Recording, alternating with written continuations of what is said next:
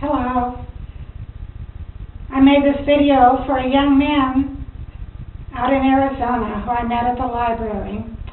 I was out there trying to buy airplane tickets to get home from Phoenix, Arizona, and two young 20-year-olds were sitting next to me by the public computers at the library, and the older one was ragging on the other one. "Oh, my boy, you have so much to learn." And then he walked away. While I was sitting there, the young man mumbled to himself, "I don't even know why I'm here." And I wanted to talk to him and tell him that I knew why he was here, that he was special, but since it was a public library, I kept quiet and didn't tell him. So now I'm going to explain this quickly to you.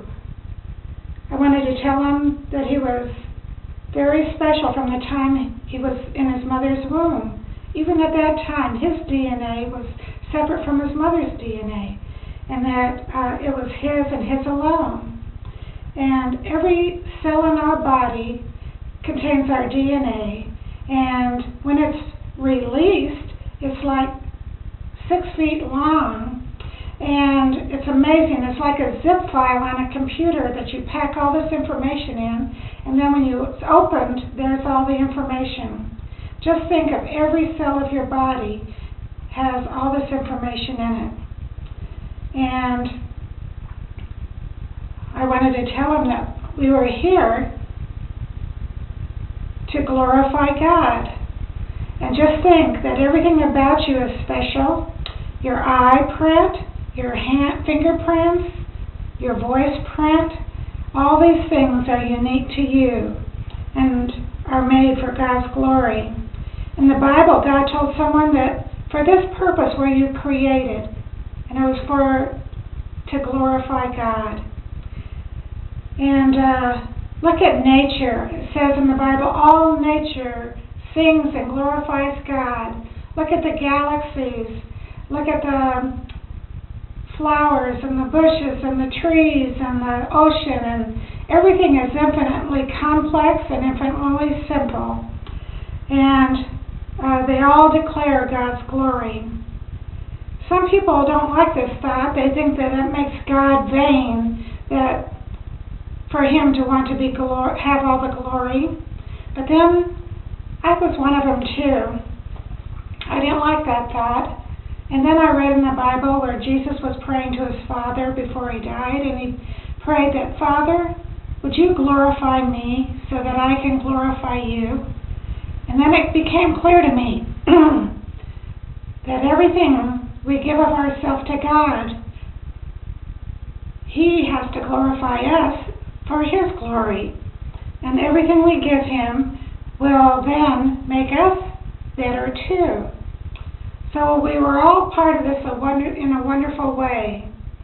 As we give things to him, like talents and things, he then glorifies us and makes them better. Some people think if they give something to God, he's going to take it away and they won't have it. But I found everything that I have given to God, he has increased and made it better, and it was for his glory. So each day I start out with prayer, asking God to help me glorify him in all I say and do. And then I know that he will then that day use me and have to glorify me to then allow him to be glorified. Some people might be angry that I think that they should glorify God and that they were made for God and not for themselves. But when I lived in Southern California, where I was born and raised, we had everything. We did everything. We got tired of everything. You will never be enough for yourself.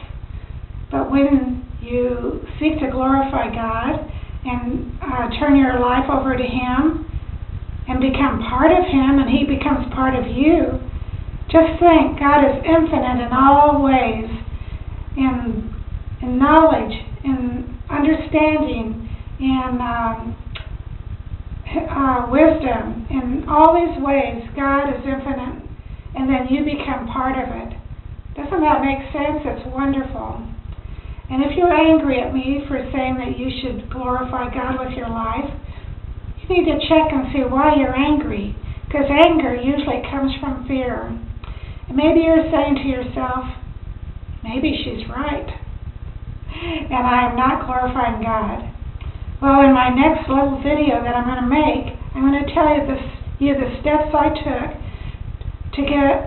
to walk with God, to have the peace of God in my life, and then I hope to glorify God with it. And young man from the library, I hope you're listening to this old woman as she tells you what she's found out in life. Goodbye.